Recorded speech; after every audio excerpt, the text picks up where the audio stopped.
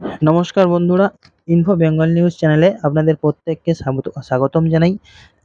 এবং আপনারা প্রত্যেকেই জানেন যে সম্প্রতি আমাদের পশ্চিমবঙ্গের বাংলাভাষী মানুষ এবং বাংলাদেশের বাংলাভাষী মানুষ, এই দুই যে গোষ্ঠী, সেই গোষ্ঠীর মধ্যে কিন্তু একটি বড়সড় কনফিউশন তৈরি হয়েছে, যেখানে বিভিন্ন রাজ্যে বসবাসকারী যে সমস্ত অনুপ্রবেশকারী বাংলাদেশি আছে যারা বাংলাভাষী, তাদেরকে উচ্ছেদ করার জন্য যে পদক্ষেপগুলো নেওয়া হচ্ছে, সেখানে বাঙালি জড়িয়ে আছে এবং বাঙালিদেরকে তাড়িয়ে দেওয়া হচ্ছে, তাদের অত্যাচার করা হচ্ছে।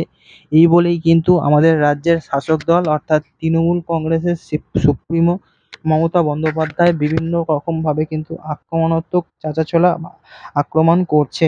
এবং সেখান থেকে আমরা বিভিন্ন জায়গায় আরও খবর পাচ্ছি যে ভুয়ো পরিচয়পত্র তৈরি করে এই দেশে কিভাবে পার্মানেন্টলি বাংলাদেশের অনুপ্রবেশ করে ইললিগালি এখানে থাকতে শুরু করেছিল। সেরকমই একটি ঘটনা এখন সামনে পাওয়া যাচ্ছে, খবরটি যে ভুয়ো পরিচয়পত্র তৈরি করে দীর্ঘদিন ধরে এদেশে বাস করছিল এবং নদিয়া থেকে গ্রেপ্তার করা হলো বাংলাদেশি অনুপ্রবেশকারীকে।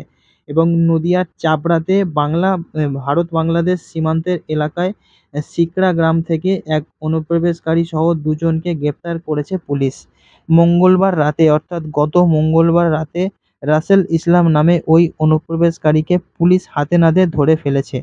এবং সূত্রের খবর থেকে জানা যাচ্ছে যে বাংলাদেশের নাগরিক রাসেল আব্দুল সালাম মণ্ডল নামে এক দালালের সাহায্যে ভুয়ো পরিচয়পত্র তৈরি করে এখানে পাকাপাকিভাবে থাকা শুরু করেছিল। তারপর অবৈধভাবে এদেশে প্রবেশ করে সীমান্তবর্তী এলাকায় কিছুদিন গা ঢাকা দিয়েছিল এবং পরে তিনি রাজমিস্ত্রির কাজ নিয়ে রাজ্যের বিভিন্ন জায়গায় বসবাস করতে শুরু করেছিল। পরবর্তীকালে অনুপ্রবেশ ঠেকানোর জন্য প্রশাসনের কড়া পদক্ষেপ এবং সীমান্তে কড়া নজরদারির বিষয়ে জানতে পেরে তিনি বাংলাদেশ ফিরে যাওয়ার পরিকল্পনা করেছিল। সেই মতো গত মঙ্গলবার দিন গভীর রাতে গোপনে সীমান্ত পেরোনোর একটি ছক কষেছিল ওই মানুষ। কিন্তু গোপন সূত্রের খবর পেয়ে পুলিশ সেই এলাকায় হানা দিয়ে তাকে আটক করে। পরে পুলিশ তাকে জিজ্ঞাসাবাদ করলে পুলিশ জেরার মুখে ভেঙে পড়ে তিনি সবকিছু স্বীকার করে নেন। সেই দালালের কথা পুলিশকে জানিয়ে দেয় সে নিজেই। পুলিশ দুজনকে গ্রেপ্তার করে কৃষ্ণনগর আদালতে হাজির করেছে এবং তাদের কিন্তু এখন কোর্টের হাতে ছেড়ে দেওয়া হয়েছে। এখন বিচারপতি তাদের সিদ্ধান্ত জানাবে, তাদের কী সাজা হয় সেই হিসাবেই কিন্তু আগামী দিনে তাদেরকে শাস্তির মুখে দাঁড়াতে হতে পারে।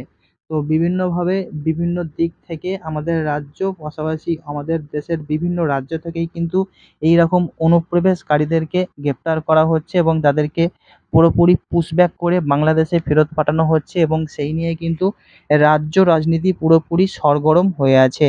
তো বন্ধুরা, আপডেট ছিল এই পর্যন্তই। দেখা হচ্ছে আপনাদের সঙ্গে পরবর্তী ভিডিওতে। ততক্ষণ সবাই খুব ভালো থাকবেন। Good bye.